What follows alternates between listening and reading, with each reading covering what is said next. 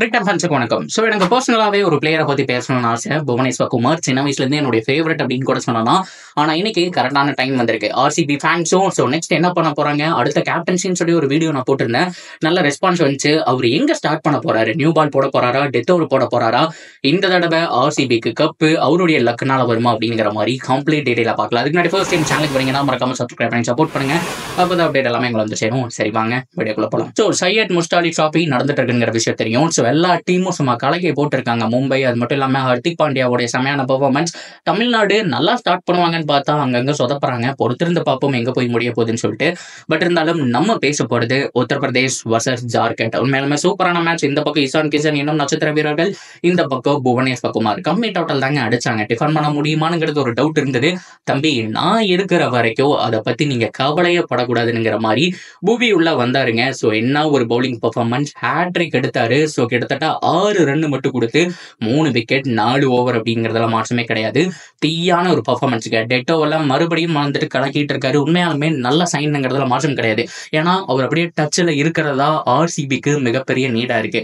ஆர்சிபிக்கு காலங்காலமா அந்த dead over பிரச்சனை தான் இருந்துட்டு இருக்கு. சின்னசாமி பொறுத்த வரைக்கும் எப்பவுமே ஹை ரன் போகணுங்கிறதுல மாற்றம் கிடையாது. ஸோ இந்த மாதிரியான ஒரு எக்ஸ்பீரியன்ஸ் பவுலர், எக்ஸ்பீரியன்ஸ் பிளேயர் கண்டிப்பா அந்த கேம்பெயின்ல இருக்கணும் அப்படிங்கிற மாதிரி நான் எதிர்பார்க்கிறேன். அதுக்கு சரியான ஒரு ஆள் புவனேஸ்வர் குமார் தான். அவருடைய காம்னஸ் ஆகட்டும், கோவமே பட மாட்டாரு, செல்ல பிள்ளை மாதிரி ஒரு ஆள் தான். ஸோ அவ்வளோ ஸ்வீட்டான ஒரு பர்சனுங்கிறதுலையும் மாற்றம் கிடையாது. ரியல் லைஃப் ஆகட்டும், கிரிக்கெட் ஆகட்டும், ரெண்டுலையுமே ஸ்வீட்டான ஒரு பர்சன் தான் ஸோ புவனேஸ்வர் குமார். ஸோ அவரை பொறுத்த வரைக்கும் சொல்லணும் அப்படின்னா ஸோ ஏகப்பட்ட மேட்சஸ் இருக்கு. சின்ன வயசுலேருந்தே என்னுடைய ஃபேவரட் அவர் தான் அப்படின்னு கூட சொல்லலாம். ஸோ அந்த அளவுக்கு ஆர்சிபி பூனே வாரியர்ஸ் இந்தியாவுக்கு எதிராக வந்துட்டு ஒரு மேட்ச் ஆடுவாங்க.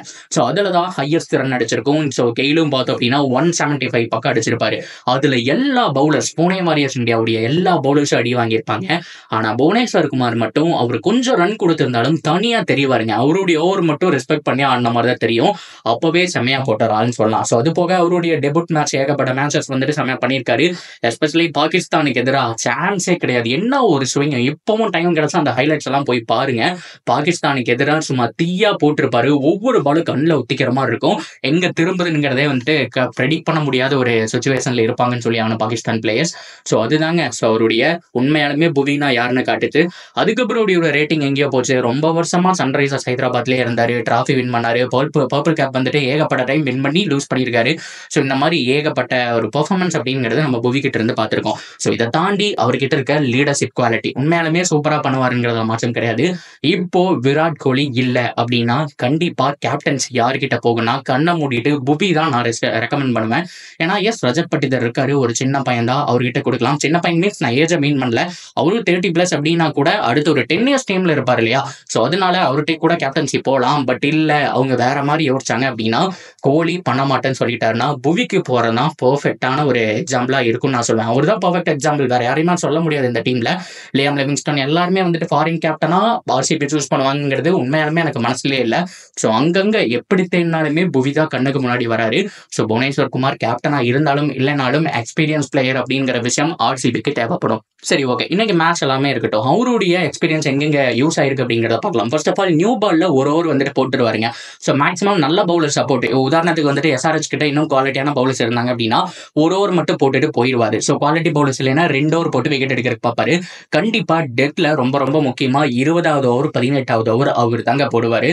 ஸோ ஆர்சிபிக்கு அந்த இடத்துல ஒரு பிரச்சனையா இருந்துட்டு இருக்கு. போன தடவை ரீஸ்டாப்லி கை கொடுக்கல, ஃபர்கூசன் கை கொடுக்கல, எஸ் தயால் இந்த மாதிரியான பிளேயர்ஸ் வச்சு தான் போக வேண்டிய சுச்சுவேஷன். இந்த தடவை ஹேசல்வுட், புவி மாதிரி கன் பிளேயர்ஸ் இருக்கும்போது அந்த 16, 17, 18, 19ல 4 ஓவர் ஹேசல்வுட் புவியும் போடுவாங்க.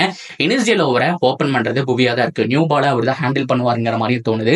ஆர்சிபியை பொறுத்த வரைக்கும் பக்காவான ஒரு ஸ்ட்ராட்டஜியோட போக போறாங்க. புவனேஸ்வர் குமார் உண்மையாலுமே ஆர்சிபிக்கு தீயா இருக்க போது ஒருத்தான பைனுங்கிறதுல மாற்றமே கிடையாதுங்க. ஸோ ஃபைனலா இவரை பத்தி பேசணும்னு தோணுச்சு. ஆர்சிபி ஃபேன்ஸ் நிறைய கமெண்ட்ல கேட்டிருந்தீங்க.